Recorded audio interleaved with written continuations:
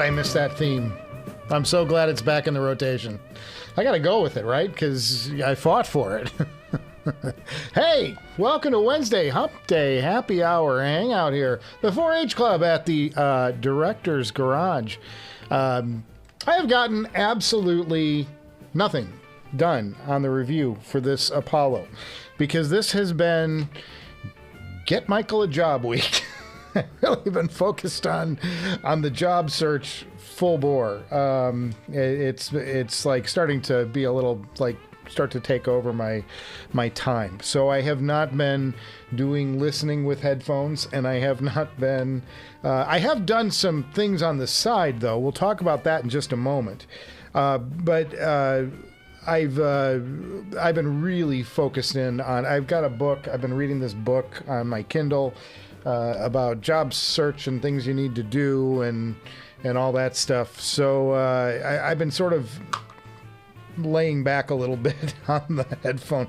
You know, sometimes you got to put the pastimes, the side hustles aside to focus on things that will actually support the life that you live. So, I'll be perfectly honest. I have not gotten anywhere on future reviews for a while, for at least 2 weeks. I haven't even done any headphone listening this week. That's how tied and tight this has been. I've applied at a bunch of places because my initial like plan that I had set in place, which was all of these contacts and things, we're not getting anywhere. like the phone's not ringing because of the situation out here work-wise. So I'm having to sort of go to some plan Bs now, and that means honing in on a message and a resume and a specific focus, and applying through more traditional means, looking for connections at these places that I might have that could help me along and get past that first initial, look at the resume and throw it in the garbage phase. So that's been really the focus this week. So I'm going to apologize that this isn't going to be like some, oh man, I was listening to all kinds of music live stream, because I haven't, and I'll just be brutally honest with you. I've really had to focus for the last week on specifically the job stuff. So that's okay. There are everybody has weeks where you're like, God, didn't even pick up my, and I've got great stuff here to review. I've got this Noble FoKus Apollo. I have the review in some sort of shape, but it's got to be polished, and I got to finish the script, and then we'll shoot it and edit it. It's just I had to get serious about life.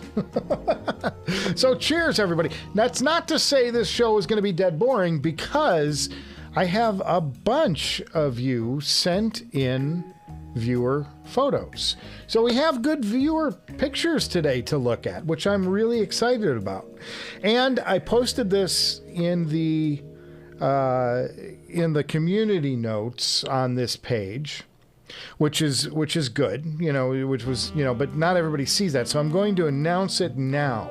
If you guys have not been paying attention, I have been trying to book Audeze for a hangover hangout, which is the live Zoom chat we do about once a month over on Zoom, where everybody's got cameras. We can all talk to each other, see each other's faces, interact, have a good time for a few hours. They usually go about 3 hours or so. Audeze is going to participate for sure this Saturday. This Saturday is the next hangover hangout. Audeze will be there. You can ask your questions. We've got a rep coming, and I have a list of questions that I want to ask and that some of you have sent to me. Hey, could you ask about this? Great. We're going to get it all done, and we're gonna check that out. So that's happening on Saturday, and there's a link to my Patreon. It's $3, guys. Nobody's getting rich here. We're not bilking anybody. It's $3 just to keep the trolls out. So $3 will get you in the door. You can have a seat with Audeze, with a rep from Audeze. How cool is that? one of the premier headphone makers in the world, and they're coming back strong this year with some really exciting products. And there's another a lot ahead in 2025 based on a conversation I had. So we're going to get to talk about all of this on Saturday. I'm so excited, and I hope as many of you can make it as possible, because it's, I mean, you know, how great would it be to find out that they want to do an LCD-4 in some kind of, you know, these are all questions that we all have, and we get the chance to ask the company itself. That is amazing. That is amazing. So I'm looking forward to that. That'll be Saturday. Starts at 9:30 in the morning. Audeze is going to drop in probably around 10. So the first half hour will be just us chatting, and then we'll go into Audeze. They'll stay for however long they can stay, and then we'll finish up the Hangout. So I'm super excited about this. This is a big one. You know, it was like when we got Ray and when we got Zach from ZMF, Ryan. You know, these are the guys, man. These are the guys that are making it happen. So getting Audeze on.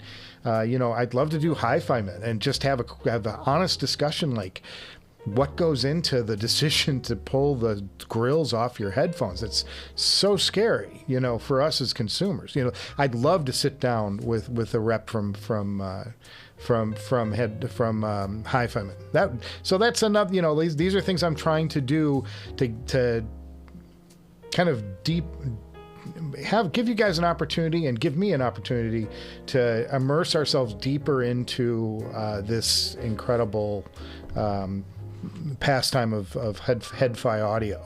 In engaging ways that get us communicating and talking to each other, because so much of this hobby is guys sitting on YouTube talking out to you guys, or, you know, guys having a conversation amongst themselves. I want you guys involved. This is all of us together, you know, and so this is our opportunity. I'm super excited about that. So that'll be Saturday. If you can stop by, please do. You know, the more people we get in there, the better it is. We always spend a few minutes just talking about music. We spend a few minutes talking about, you know, new things that you've gotten, new things that you've heard. You know, everybody gets a voice. I try to keep everybody involved in the discussion, so you're all participating. We all want participation, and that's the fun stuff, man. So having a really good week as far as that, and those discussions, you know, back and forth, trying to find the date. I was hoping to do it last weekend. They didn't have somebody available, so they pushed it to Saturday, this Saturday. So super excited about that, and unfortunately, like I said, not much work on this. I was hoping to have that the part 1 review of this out this week.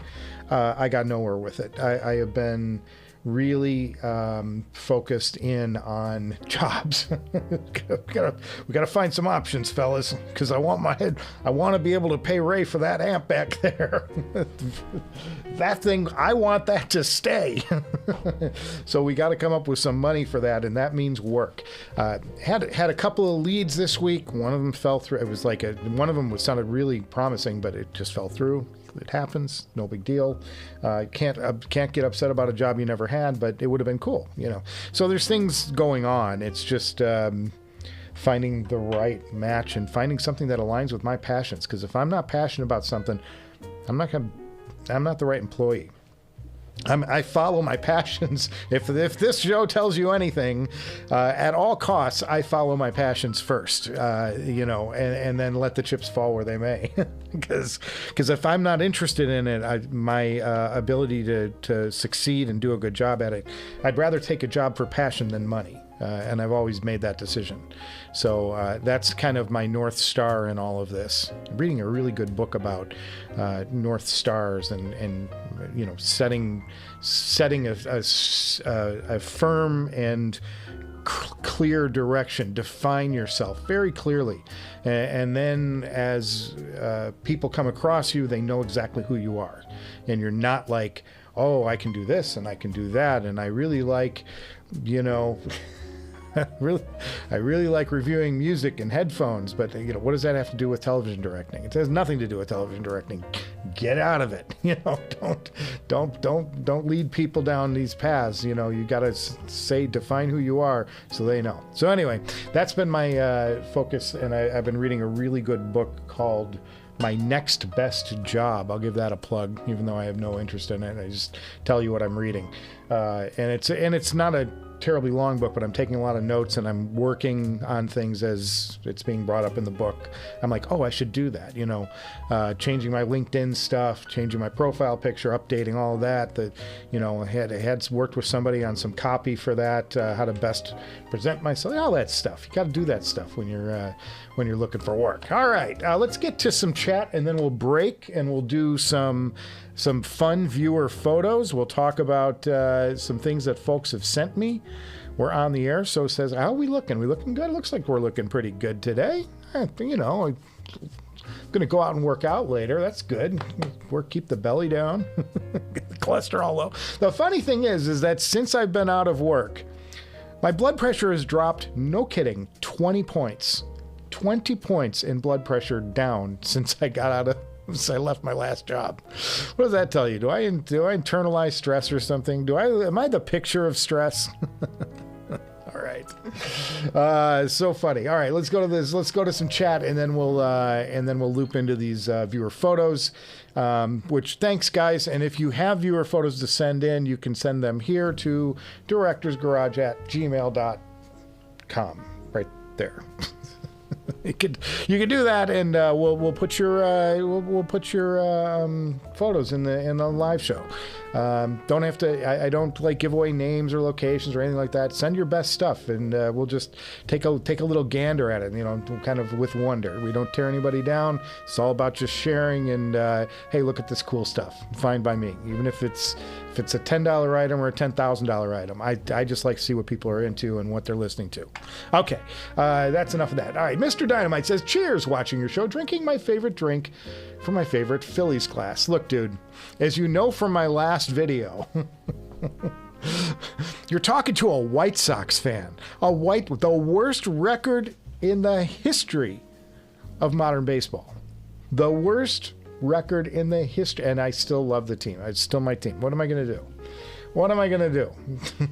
Although my National League team, because if you're a South Sider in Chicago, you don't root for the Cubs. I did in 2016. It was a fun year, but my National League adopted team is, of course, the Dodgers, because we're in LA and we're going to the World Series. So I don't get to watch a lot of baseball, and I'm not a diehard Dodger fan, but it's kind of like my National League adopted team because I'm here in LA.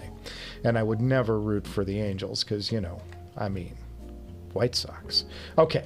But I feel you on the Phillies. You guys, I had a hell of a season.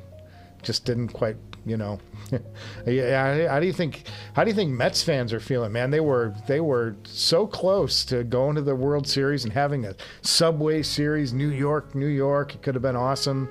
And ouch, But Mookie Betts, man, what can I say? And Shohei Ohtani is just unbelievable. The guy's built like a tank. Oh God. All right, talking baseball.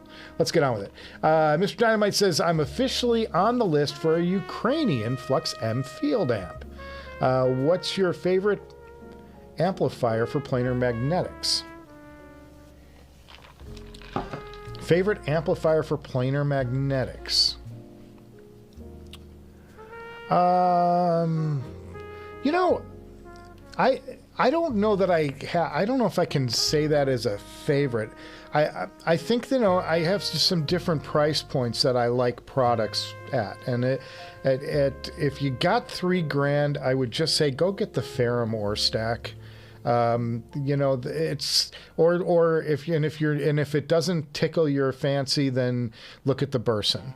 I think $3,000 is a reasonable amount to pay. And if you were if you wanted a tube sound, I'd say look at the Aegis, which is right in that price range too. It's about $3,200. 3 really, really solid, good amps that will drive 95% of what's out there. you know, and you can even drive the tougher stuff if you have a source that you can, you know, push the input gain out of, you know. So you can, so if you have a DAC that'll throw 6 volts as opposed to 2 volts, which most amps, regular amps or regular DACs will throw 2 volts out of it. If you can step it up to 6 volts, 9 volts, the Wandla, you'll be fine. And they sound wonderful. If you have a little extra money, if you're in the $5,000 range, and I skip the $1,000 range because I don't have a firm grasp on that market. There's so much out there. There's shit products. There's really good stuff down there. I just haven't spent a lot of time with it. So I know these other companies and these other amps really well. If you had about $5,000, I would say look at the Hollow May. If you're going north of there, we've seen some really impressive products. That new Kayan tube amp. There's great products from Woo Audio if you're into tubes. You know, the tubes will take a little more of the edge off, but you also sacrifice speed, and you kind of go into planers for the speed. So I tend to want to pair planers with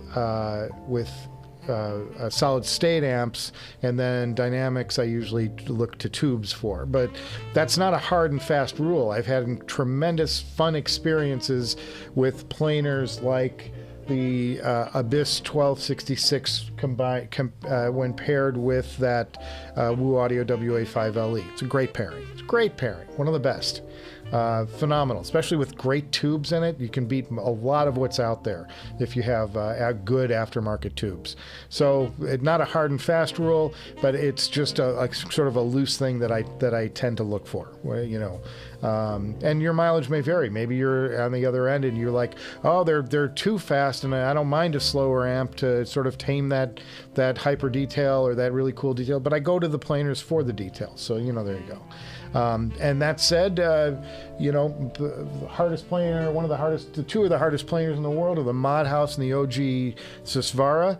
And this Ray Samuels amp is the best pairing I've heard with them. It's not to say it's the only great pairing, and there's not anything better. Just of everything I've heard, that's the best. So, and those are solid state. So who knew? You know, I think, but you know, also tube amps tend not to give you as much power. So, unless you got a big honking one, you know, so to speak. Sorry. Oh, Lord. My mind just went to a very dark place. All right, moving on. David Kirshner says, hi, everyone. I love those Phillies, too, Mr. D. Now to the Eagles. Go Birds. I'll tell you what, I haven't been watching a lot of NFL this year. I watched a little bit over the weekend, and I'm not up on every player in the world, but I've been watching a little bit of Bears when they come on, because I am a Chicago boy, and that Caleb Williams looks like the real deal. He looks like he's a good player, so I'm excited about that. But Philadelphia, I'm not sure who they have on their team right now. And the thing that is, I've got a pretty decent team in Chicago, but it's like it's the worst. It is the toughest division on the planet. Like every team there is like phenomenal. I'm like, oh man, we finally get a good team and we're not going to win shit. Because the league is so strong. We got Lions and Vikings and curses. It's all right. It's fun to watch. At least they're a fun team to watch, because there have been about 10 years where that team, my Chicago Bears, were unwatchable, and now they're actually entertaining to watch. Even if they lose, at least it's an entertaining game, and they're not just completely getting mauled. Okay. Hi from Cheeky Fest. Hi from Howdy Gents from Hipster Cow. Very good. Thanks, Hipster Cow, stopping by. He's got that Police album on record. I have this Police record on record. I have, I believe it's a Sterling Sound, and it's a Robert Ludwig pressing of this, if I'm not mistaken. I could be wrong. I'm just drawing this from memory, but it's a very good. The original pressings of this record are some of the best. And I think, in my opinion, this has always been my favorite Police album. Synchronicity is a great album, but it's very poppy. It's very like mainstream. This was still like, it still had that weird Police vibe going, like Zenyatta Mandata and Outlandish Do More, some of those great phenomenal records. But this was probably my favorite. I just love that Invisible Sun and Don't Stand So not Stand So Close to Me. I'm thinking of whatever, brain cramp. But Invisible Sun, all those great songs. Secret Journey, fabulous album, just great. And it's still got some weird stuff on side 2 that's not so like in the pop lane. So love this record. Probably my favorite of the Police, personally, I would say. You know, whatever. Life comes first, you confess. Yeah, it does, man.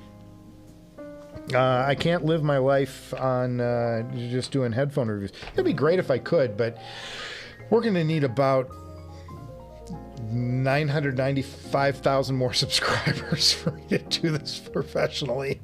Then we'll start talking. But until that time, so tell your friends, folks. Tell them to subscribe to the Director's Garage. Nephilim, hi guys, I'll send you pictures of the audio event he attended last weekend very soon. He got to try a lot, and he almost feels up to date with the latest and greatest. Nah, just kidding. Well, that's great, man. That's the fun of the audio show, right? You get to go and hear stuff that you haven't heard. Very exciting stuff.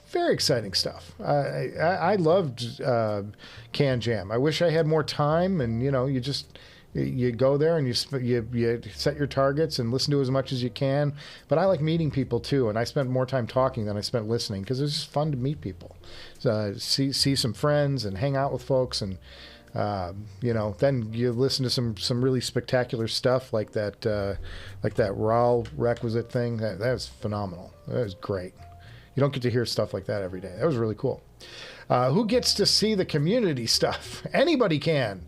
If you go to my Director's Garage homepage, there's a little tab that says Community. And if you're subscribed, it'll usually send you some sort of bulletin when I post something. I don't try to flood people with stuff. I know that like they say, oh, you should be putting stuff up there every couple of days. Keep it moving, keep engagement going. And I'm like, I don't want to be an a-hole. You guys, I don't want to be like, oh, great, another post from this dipshit. Like, really? Like, too much. Like, I'd rather, I'm a fine wine. You sip me, chug me down. God. We're all going to jail, boys. We're all going to jail today. I'm in a quirky mood. Heading 2025. Head fi in 25? I'm not sure what that means, but we're hoping 2025 brings good things. I think that might be a comment about Audeze, but it's all right. It was a while ago, and we're old. We forget things. David Kirscher says he's sad. He's going to miss the Hangout this weekend. Can't wait to watch it, though. Yeah, because if you guys who don't know, if you have a subscription or membership or whatever the hell you want to call it, I do send out links to all the old stuff.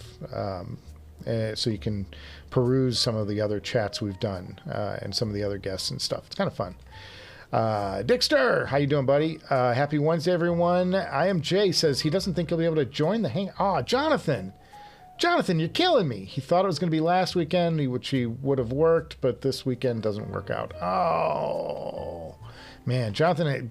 And the thing is, Jonathan has like, I am Jay, I call him, but Jonathan is his name. Jonathan has just the best insight questions. Like he always comes up with such interesting things to ask, to like angles on things that I didn't see. Very clever guy. I hope he can drop in maybe for an hour or something, and just duck in and duck out. Because I'd love for you to be a part of that. You always add so much to the discussion. Hipster Cow says, big fan of the Apollos at Can Jam. Unfortunately, the pads were too small for his ears, and he couldn't get them to sit comfortably.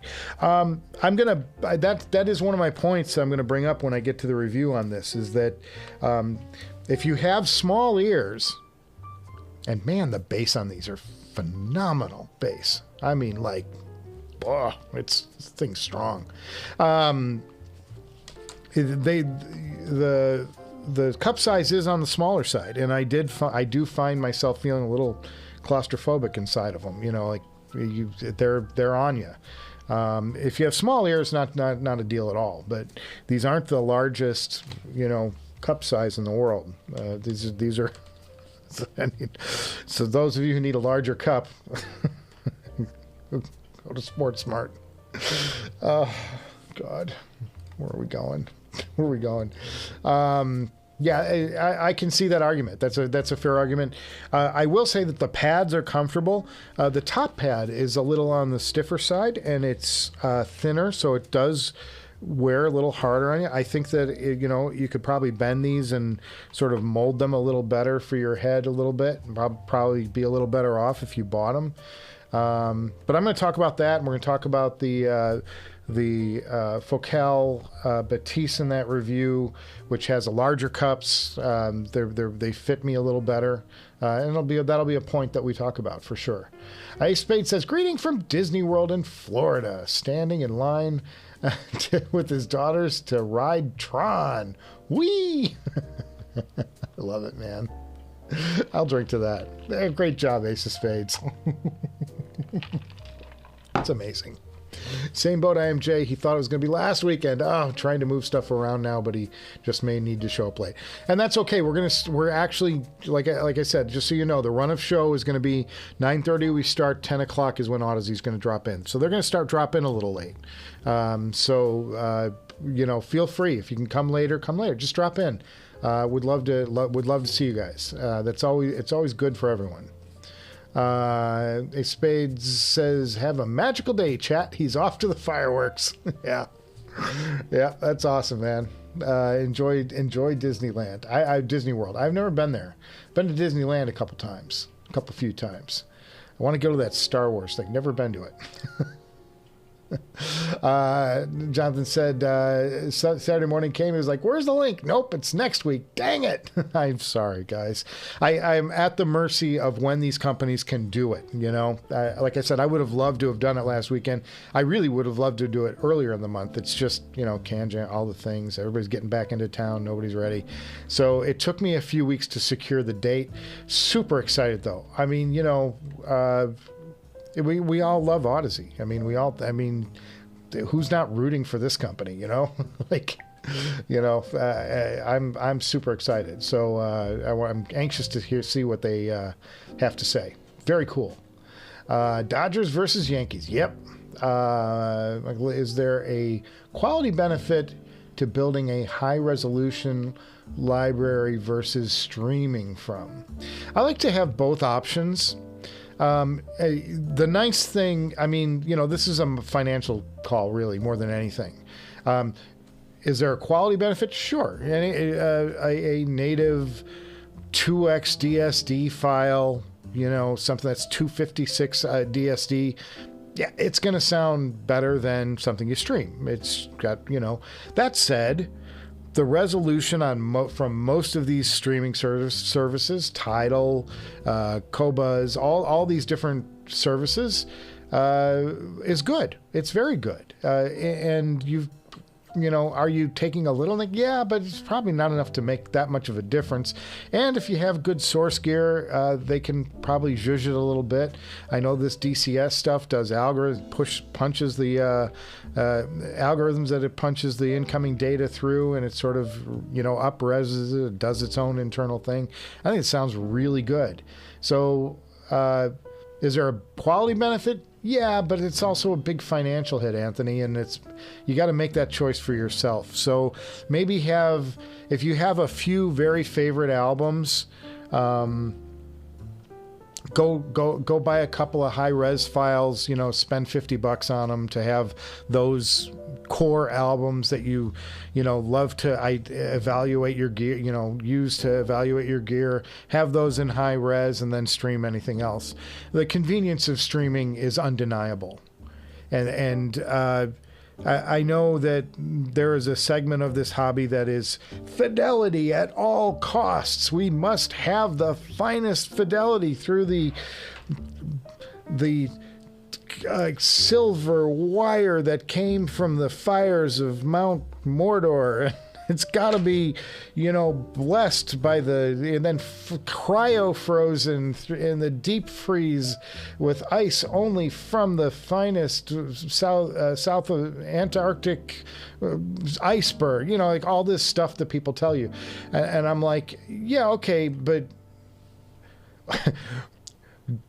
now I want to play the Clash. I want to go do a deep cut, something I don't own, so I can call up my streamer and have it in 12 seconds, and I can be sitting here listening. Or I can go try and find the record album that I may or may not have buried in the closet. Like, the immediacy and the convenience and the quality is so good anyway. I'm not going to die on the hill of you must have a streaming high resolution library or you're not a true head-fi, audiophile. I'm like, listen to what you like and try out the different services.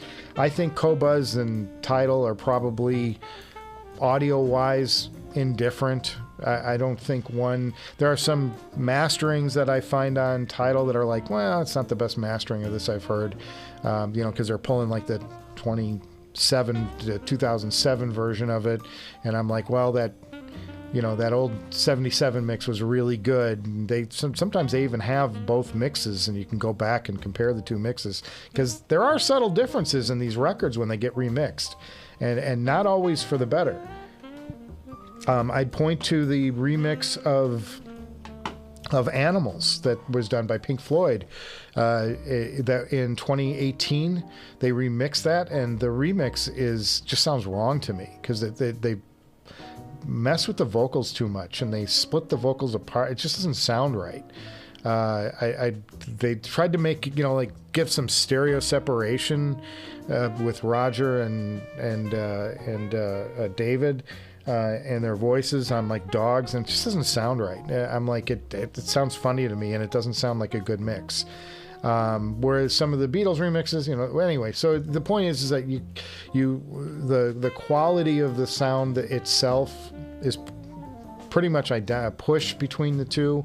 I like to run it through Roon because it gives you all the context of the records that you're listening to, and that mixed with Tidal is a really strong offering. That's what I use, but it's, use what you want to use. Use what excites you and what works out for you.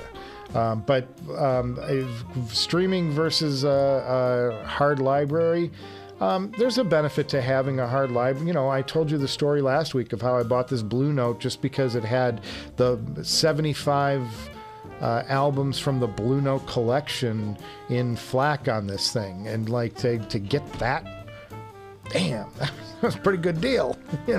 High res, 192, whatever FLAC, you get all that and a player and I paid like $300 for this thing. Come on, it's like total steal. It was totally worth it, Lil Man, the OG, cheers, my friend. Bro, God bless you for being a Sox fan. At least you have some championships over us Guardians fans. I got to tell you, the Indians, because my work has been so all encompassing for so many years that I didn't have a lot of time for baseball. So it's always the Cleveland Indians to me, and I know they're called the Guardians, but like, I just grew up with the Indians, and I'm sorry if that's, I don't mean to be offensive to anybody, but I'm like, they're the Indians. They've always been the Indians. So anyway, the Indians always played the White Sox so hard, especially in the 90s when they had Jim Tomei, and I know eventually the Sox got him too, but I'm like, those years, we had such an exciting team, but Cleveland just always had our number. It was so hard. I think Roberto Colon was the starter there. Just ungodly arms on that hill. Such a great, exciting, what a great time to be a baseball fan back then in the 90s too. We finally won a championship in 2005. Last year, Frank Thomas played with him, and that was exciting. I was very excited to see. And honestly, from a Sox fan's point of view, and I know that Chicago is a Cubs town, it will always be a Cubs town, and I always felt like our team was the afterthought, and it still is largely, and that especially now in Chicago.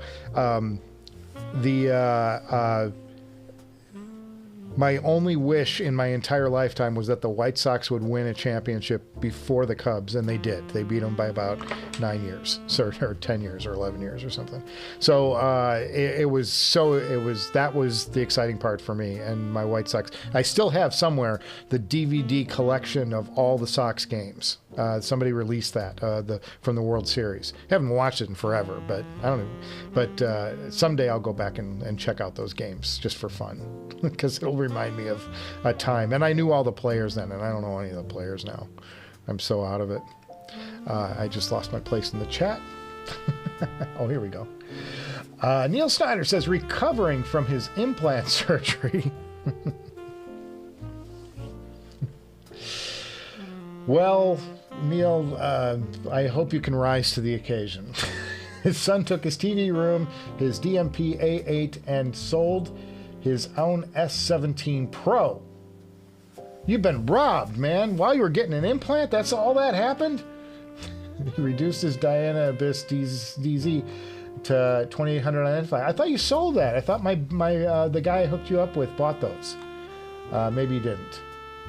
I still haven't heard the DZ. I'm excited about that headphone. I'd love to hear it someday. Someday I'll have you send it to me or something. But that's a cool one. And I know you liked them. You told me you liked them, so that's great. Hey, while we're here, and Neil is the subject of the moment, let's go check out some photos, because we're a half hour and we can do that. So I'm going to go to the laptop of death, and this first one was a submission from Neil. Let's see if I can do this. Nope, that's not it. Oh, brother. Here we go. Can I make this? Yeah, here we go. Let's make this. Can we make this full screen? Yeah, we can. Okay. I gotta turn the volume off. Oh, how do I turn the volume down? Is there any volume on this? Okay, we're gonna go to it. Here we go. Neil sent me this about how he cleans his gear. And this is a fun one, so let's just take a look.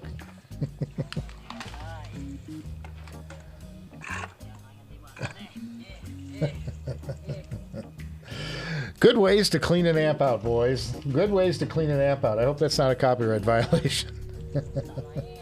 Interestingly enough, though, this is actually okay. As long as you let it dry completely, and you know, with it should be just fine, because you can what this will do if you're having a problem, all of these, hang on, let me go back to it real quick. All this down here, see these capacitors? I'm missing my, this is not stereo suddenly. Why not? Is something not plugged in? Oh, something isn't. What did I do here? All right, whatever. This down here, these are capacitors, and they leak sometimes. So one way you can clean your circuit board is to run them through the dishwasher, without soap. You just run them. You can just run them through the standard dishwasher cycle, and it will wash the boards. And then as long as they're completely dry before you use them, it will actually work. I do worry about the windings that are in here. You could corrode those in theory. If they get immersed in their copper, you could probably get some corrosion on them. But some metals won't corrode, but you can do that.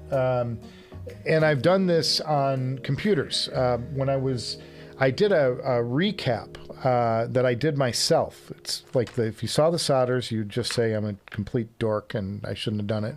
But it worked. I had an old Macintosh computer, one of the all-in-ones with the CRT built in, like the original classic Macs. And when I bought this thing and it didn't work for like $25 or something. So, and I wanted a project. So I took it all apart and I cleaned it, and then I washed the circuit board, and then I replaced all of the individual capacitors, which are, most of them in a computer are surface mount, and they have a few that are capsules. But you buy a set of capacitors and you can replace them all. And I hand soldered every capacitor back into the motherboard after washing it, and the computer came back to life. So that is legit to do. I don't know if I would advise it though. I'd worry about those windings getting corroded and messing with the AC conversion, But while we're on the subject of Neil sent me a photo. He actually sent me a couple, but for some reason I couldn't get him to save.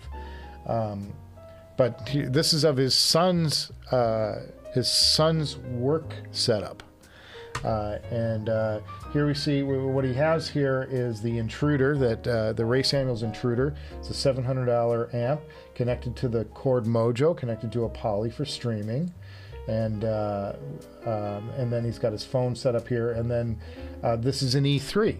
And an E3 is a great portable option because these things fold up, as you know, like a little peanut. And then but they are hard to drive. Other than it's great that they're portable, but my complaint with them is that it's hard to drive. Well, what a great pairing to put them with a powerhouse little amp like this intruder. He's really solved a bunch of problems in one little swoop. So that's a really neat work desktop setup.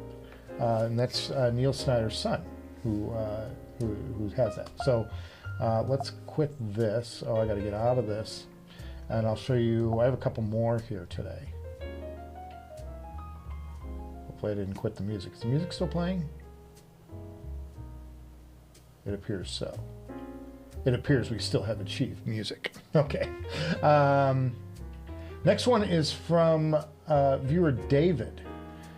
And David sent me a photo of his atrium with an Aegis, and it's gorgeous. We're going to take a look at that photo.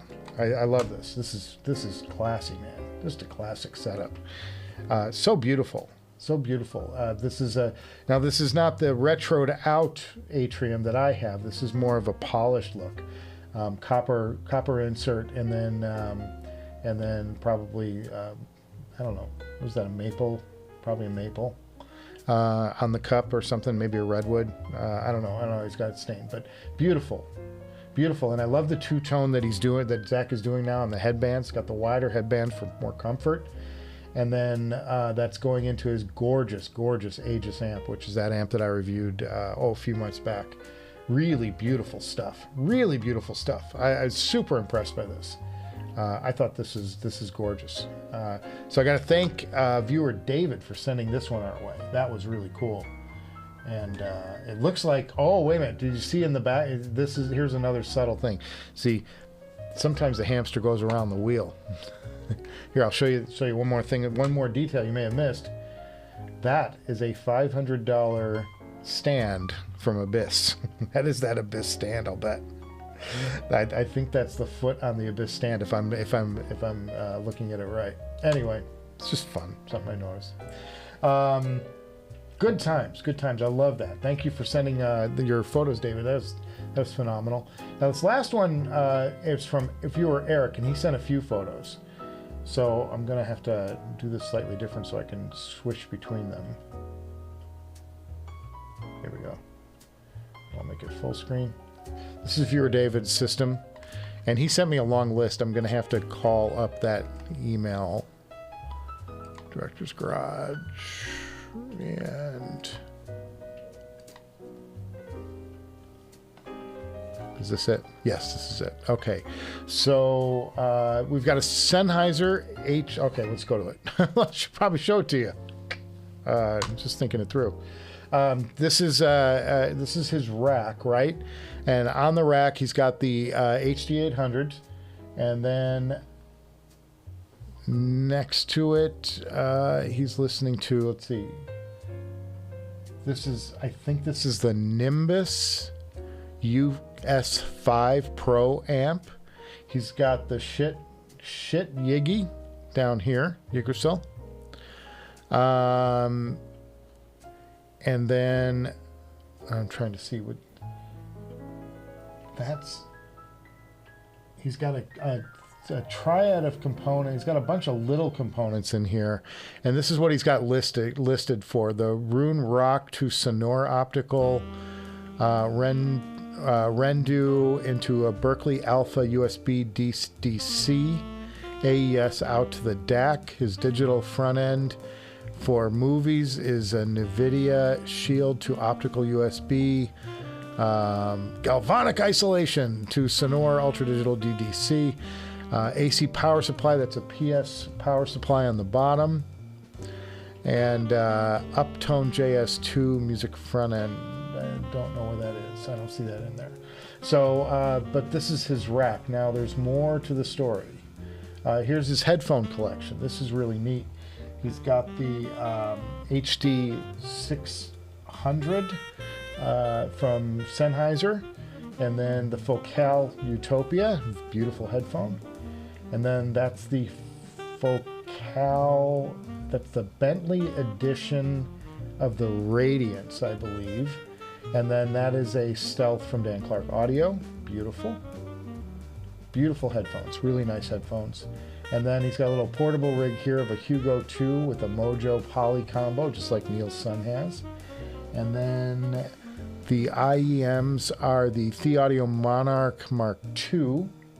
That's down here, which I hate the faceplate of. Great sounding, but hate the faceplate. And then the 7th acoustic Supernova is this the little earbuds up here. Very cool, man. Very cool. I love doing these viewer systems. It gives people like reason to think about what they have and what other people are listening to, and you know what's interesting to them. This is a really nice setup, very clean setup. Beautiful stuff. Beautiful stuff, man.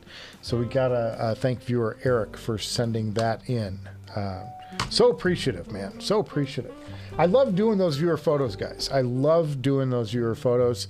I like seeing what other folks are doing. If you've got yours, again, I did this earlier in the show, but directorsgarage@gmail.com, right down here. Just send your photos over to me, and we'll include them in a show. And like I said, I respect your guys' privacy. We're just here to look at cool shit.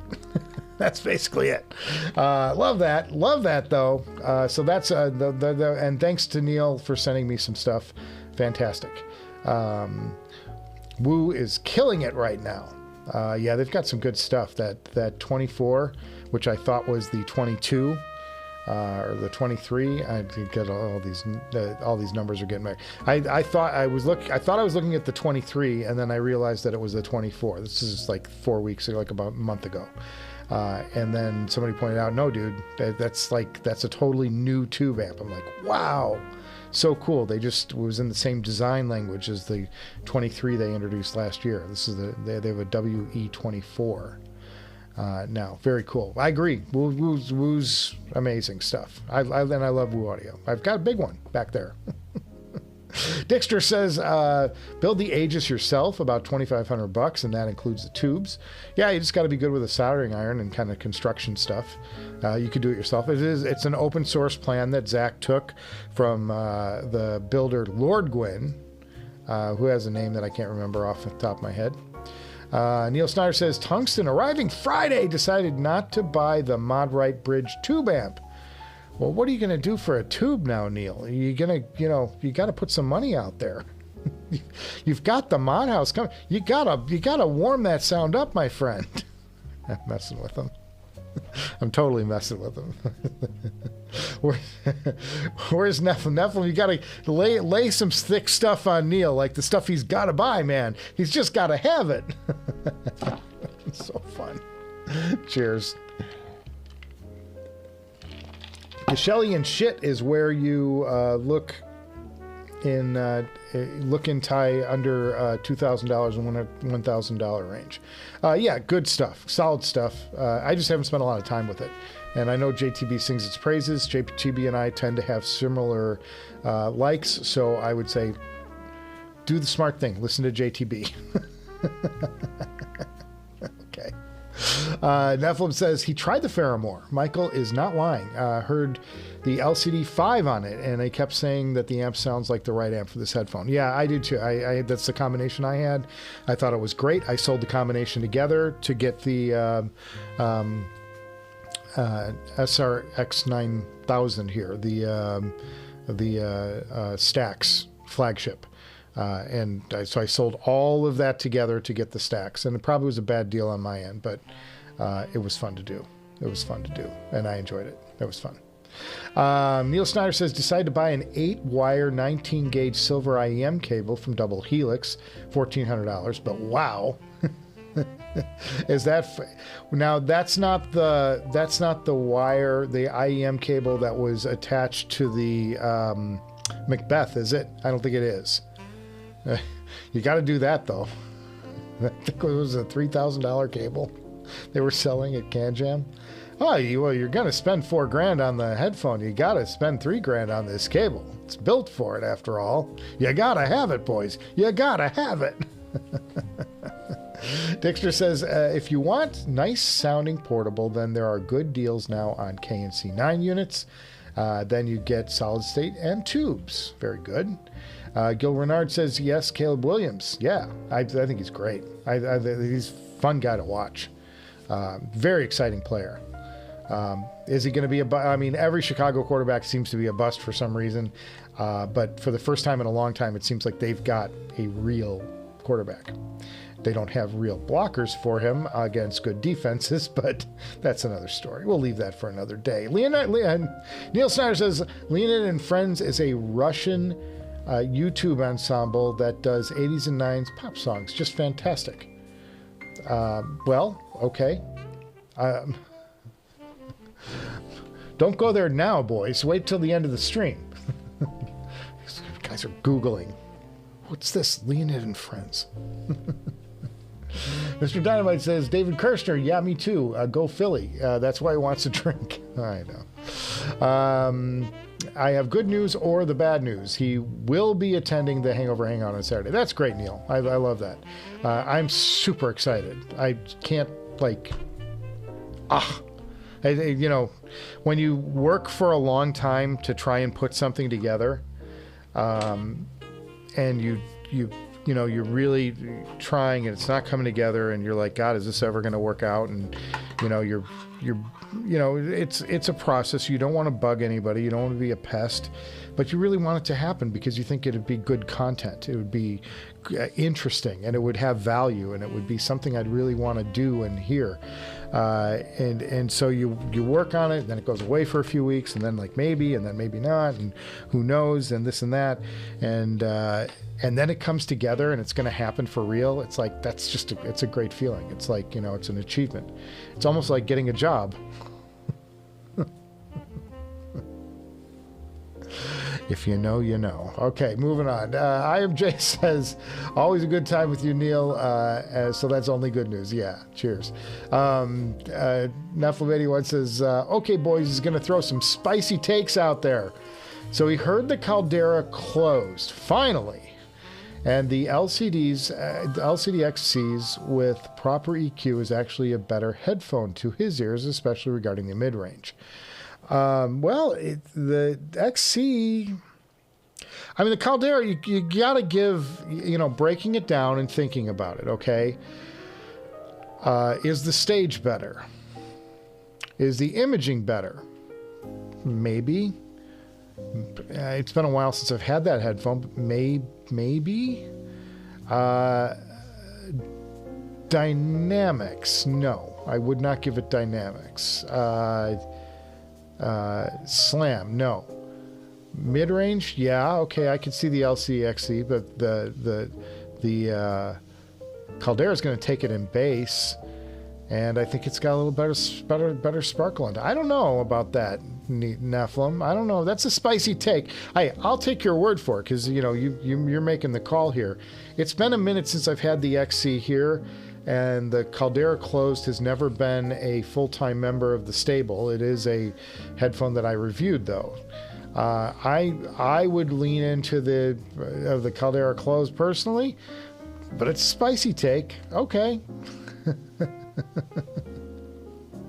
What were you pairing it with, too? Maybe we were pairing it with something that doesn't behave well with the LCD or with the Caldera there. I don't know. I won't. I'm not gonna buy into that supposition exactly. I think to my preference, the XC was just too bright, and I know you can EQ them down and you can try and but it's like that was rough. But it's a great headphone though if you EQ them. Yeah, okay. I don't know. Maybe better value. You could make that argument because they're only $1,200 versus $3,000. So, you know. Hipster Cow says, it's like a dance. I'm just gonna leave that little fire burning in the corner of the room. That's my answer on that. I kind of disagree with it, though. I I think that the Caldera Close is a great headphone. I just think the Caldera Open is brings so much more to the table. I'm like, that's the one I want to do. But you know, I wouldn't say that the Caldera Close is a marvelous sounding headphone, though, and it's really cool looking, really, you know. Anyway, but I like the Audeze sound too. So all right, whatever. Hipster Cow, thinking of buying the Diana DZs. His girlfriend recently bought the Diana TCs because of the Abyss sale, and he can't have her out audiophile me. I like that. Don't get out audiopiled by the girlfriend. It's important. I'd be interested to hear the difference between the DZs and the TCs. Interesting. The TCs, though, you know, that's allegedly the flagship, isn't it? I don't know. I'm not sure where it all falls down in the Abyss land right now with the Dianas, because I haven't taken a deep dive into that pool. Nephilim says, he forgot his laundry. Let's wash our amps. I know. Bubbles. Hipster, your girlfriend's atriums are beautiful, by the way. I think every time I saw you and her at Can Jam, he said so. Very cool. Dixter says the correct way to wash a circuit card is with IPA. That's how it's done at the factory. Yeah, I've done it at home, though. I've done it in a sink and I've done it in a dishwasher. Dishwasher works really good because it comes out relatively dry. Then you just set it outside for a little bit and it's good. And I got that trick from a YouTuber who's down south. His name was the Tech Knight, and he was showing all these recap jobs he did, and that's what like led me into that part and wanting to do it myself. I thought, if this guy's making it look kind of easy, and he was showing like how he traced circuits and stuff. And you know, he would put like jump wires where the circuit board had a break in it in the signal path, and I'm like, oh, okay, that's how you do it, you know, that kind of thing. So that's why I rehabbed that whole computer. I replaced every single cap in the computer. I replaced. There was a lot of them, a lot of soldering to do. Some of them were good, some of them were a little sketch.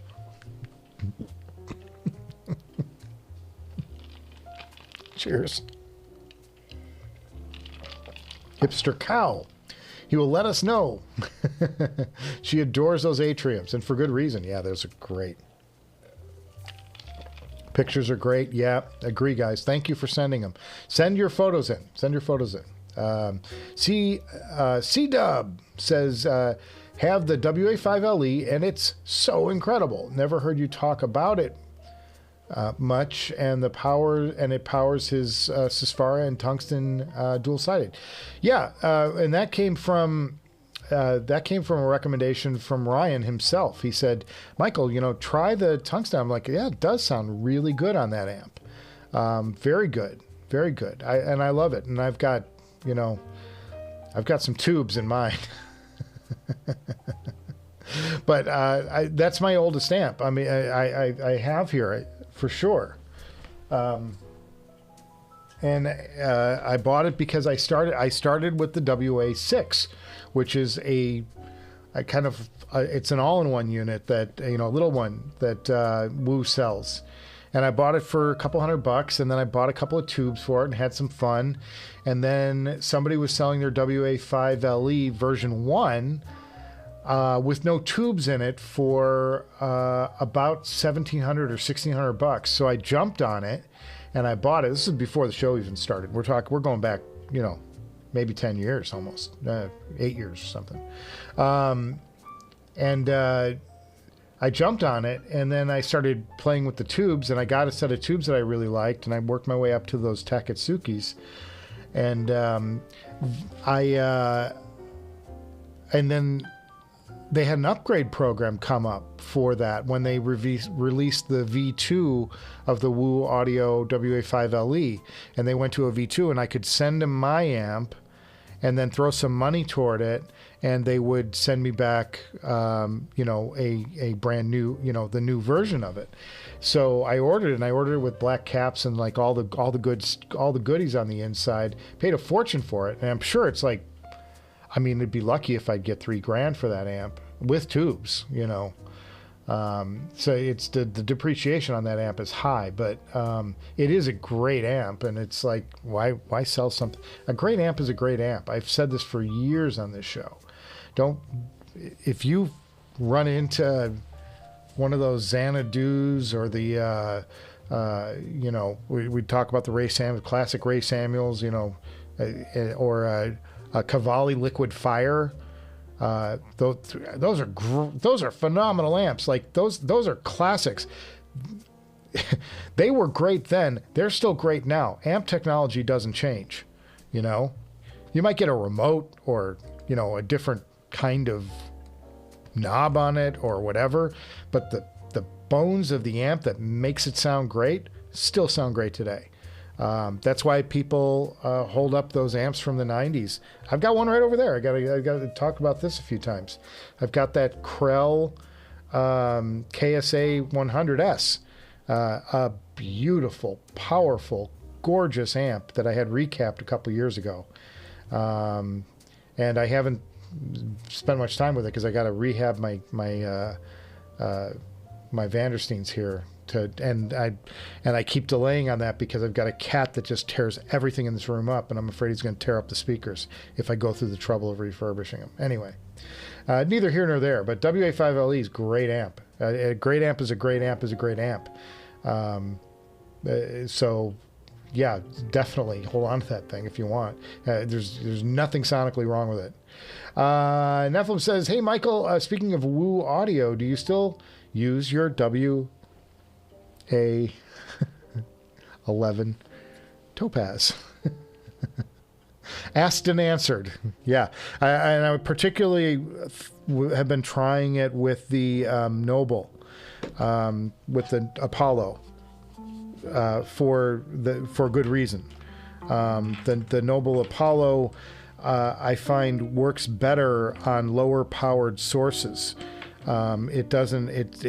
It sounds a little crunchy, almost overmodulated in some ways, to me anyway, in my assessment. It sounds a little bit crunchy on higher powered products. You really want to go with, they're made to Bluetooth from your phone or hardwire from something, you know, like a portable, designed portable, or direct out of your DAP. That you're much better off that way with the Noble than feeding it a super high power source like the WA5LE or the Ray Samuels amp. They don't match well. It's too much for the drivers. And when you look at the drivers on the inside of these things, like, yeah, they're basically, you know, I think the 14.5 inch planar magnetic that's on the inside of this is ripped from an IEM. You know, it's designed originally for an IEM, and they, you know, are using it in a different way there. That's my feeling. I don't know if it's true or not. I'd have to ask Noble about that. But no denying the sound. It just sounds better on the lower powered stuff, like this WA11 Topaz. I don't use this a lot. This sits in a drawer 95% of the time. I just don't have much use for it. Interesting, right? Barry Douglas says Ozzie Guillen is one of his favorite all-time managers. He's outspoken and frank. Yeah, Ozzie was no nonsense. He worked his butt off too. I enjoy to watch play. Could hurt you a little bit at the plate. He didn't always hit well. He was a streaky hitter, but phenomenal fielder, right up there with the best. MJ says Macbeth's other cable is the Ambition. It's not 3K, it's 4K. You got the meaning. But yeah, Jonathan, yeah, that's what I'm saying. I think Neil needs to get that $4,000 cable from Eltec. Nephilim says, so he was speaking to a Sennheiser rep, and he told him that they don't sell the Orpheus anymore.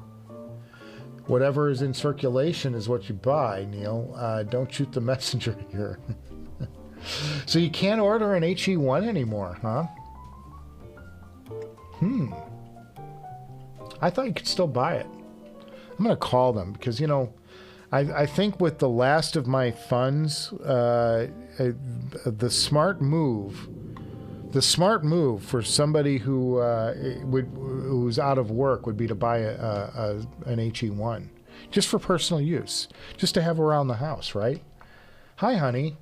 Here's this thing. I know you wanted a car and you're stressing about, you know, paying the mortgage for the next 6 months, but this HE1 is an investment.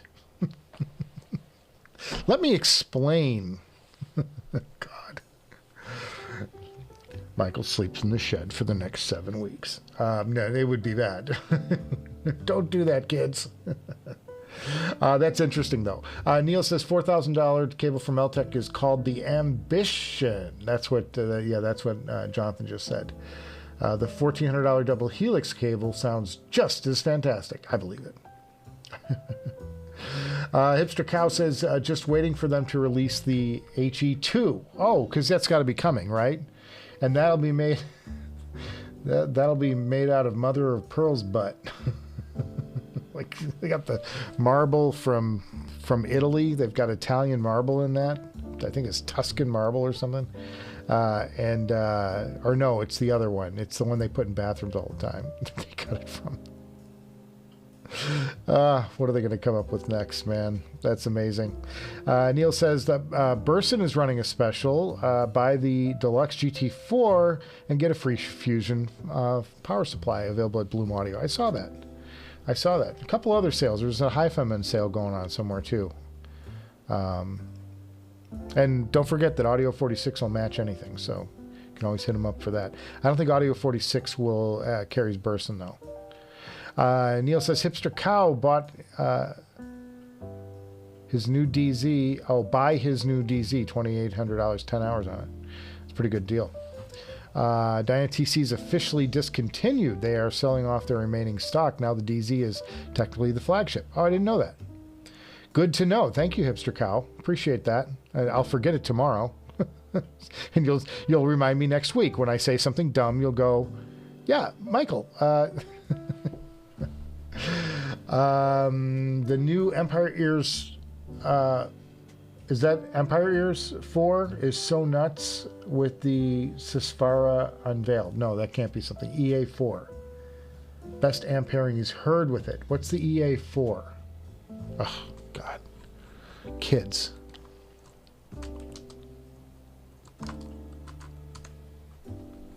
Luxury and precision. A portable. Okay. I don't know what it was paired with. I'm going to call it up here, guys, in just a second. Hang on.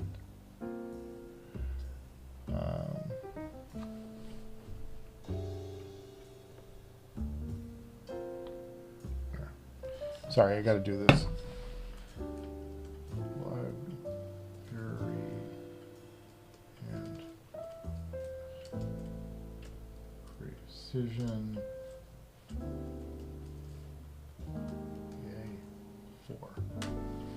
Okay, let's take a look at it.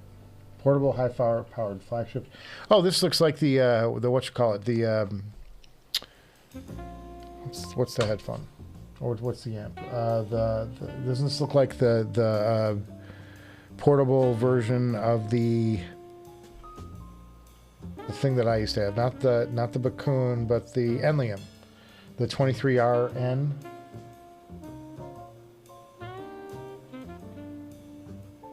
Yeah, it's really cool. That's nice amp. Looks nice. Oh, there we go. Better amp, better picture. You can see more. Can we zoom? Can we zoom? Yes, we can. Oh, it's got tubes in it. Very cool.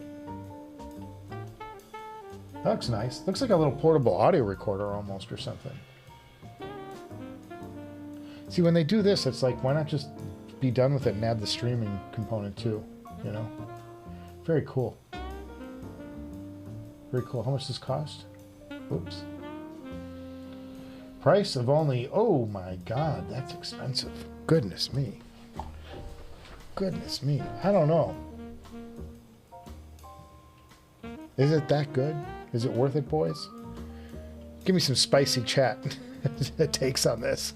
That's really expensive for that, because you can get the whole Enlium 23R for that. I mean, you can get the Aegis. You could get them. Think about what you can get for that. You get the Aegis tube amp. I mean, I know it's, but I'm just saying, like, there's a lot of good amps out there for that price. I don't know. I don't know that I'm not sure I'd be down for that. Oh, well, you can go for $3,000 and get the standard edition. It's the 10th anniversary edition that you gotta have, boys. You gotta have the 10th anniversary edition. I mean, come on. Why else buy it? Because it's like gold. It's made of gold. I'm teasing. It's fun. I mean, Luxury and Precision, I like their little DAC, their little portable DAC. That thing's awesome. Let's see. So can I find it? Cables, accessories, maybe? No, it's not going to be an accessory, is it? No.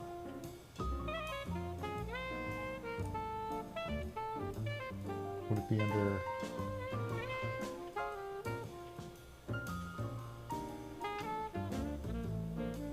portable. Let's see what we got. Yeah, this thing. This is the one that everybody talks about. This W4. I think there's a W8 too, isn't there? No, W4. That's it. This thing gets a lot of raves. Have you seen this? That's amazing. That's a really nice portable DAC amp. A lot of people rave about this. They say it's better than the Quest style that I have. It looks great. I mean, it's very AK, right? It looks like it's right out of Astell&Kern. But I don't know, $4,000 for a portable amp.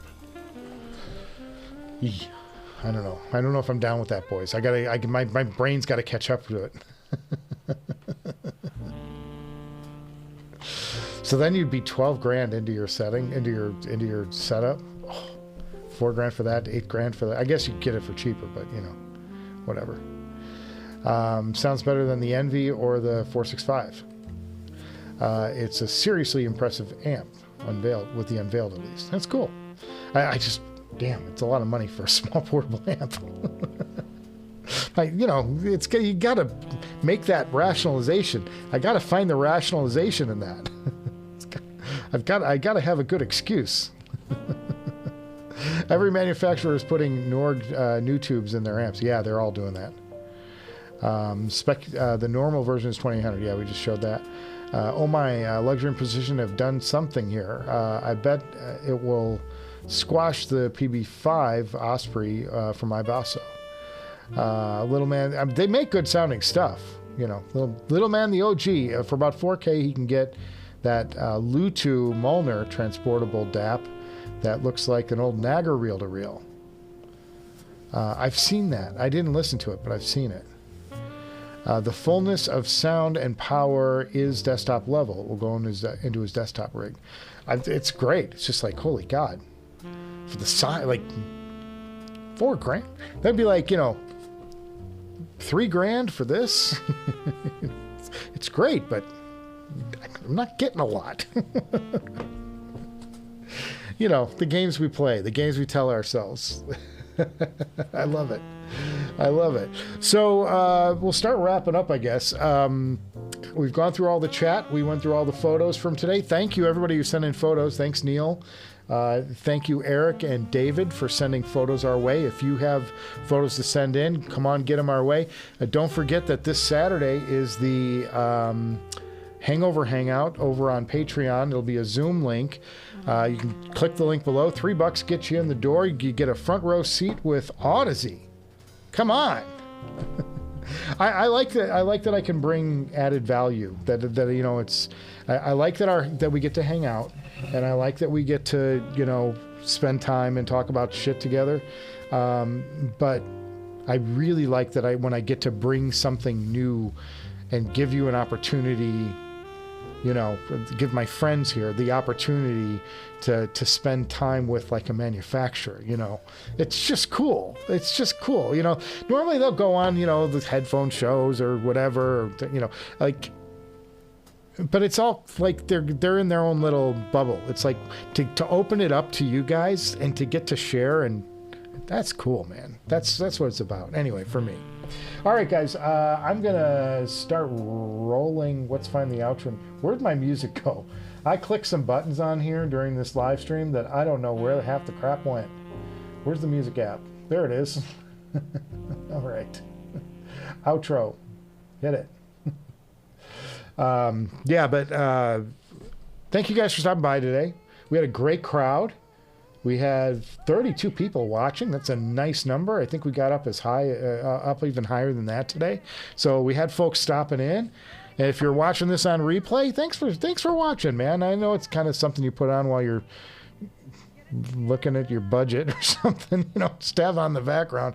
But I appreciate you guys checking it out. And I'll have this Apollo thing when I get to it. Boys, just be patient. It's going to be a rocky ride for a little bit until I get this job situation straightened out. It's not straightened yet. A little adapter thing. So stay with me, and I'll see you guys before you know it, man. Have a good night. Have a great rest of your week, too. Cheers, everybody.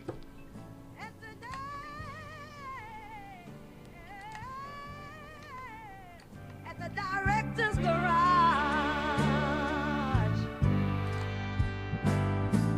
Oh,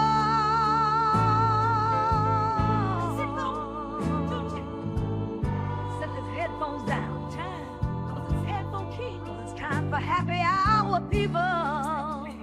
Hey, hey.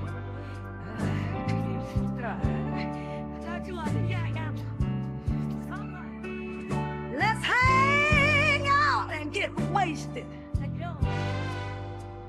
at the